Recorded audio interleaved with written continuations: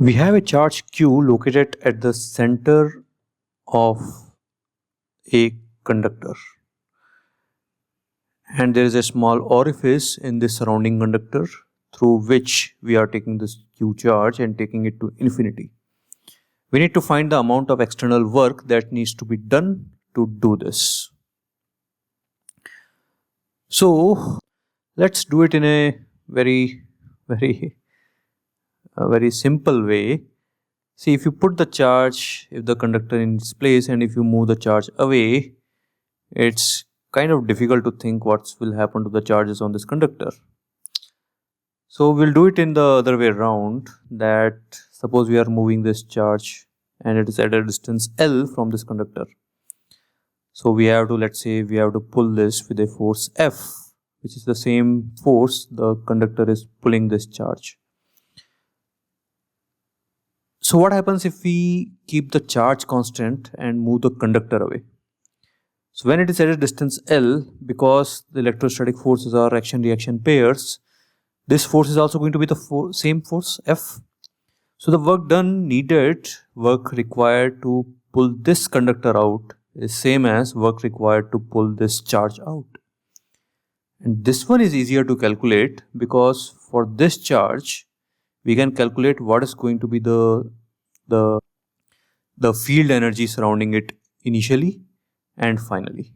See, here it's going to be difficult, but here it's quite simple. So let's do that. So initially the charge was at the center and surrounded by the conductor. So initial position was this. Finally we removed the conductor, so it became empty. So now let's divide the whole region into its parts. So inside, let's say it's 1, then this region of the conductor, let's call it 2, and outside region is 3.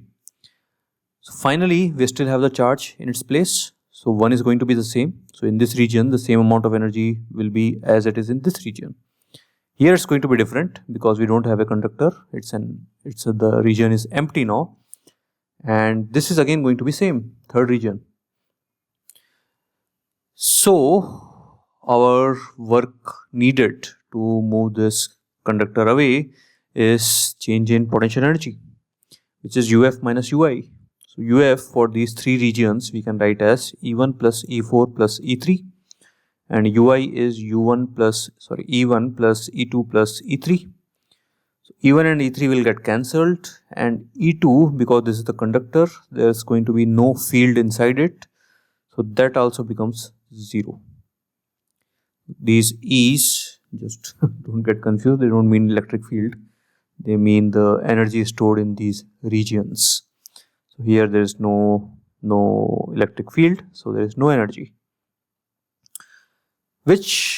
So we are only left with E4, which using the shell formula we are going to calculate. So kq square by 2. So the self energy for the shell is kq square by 2r.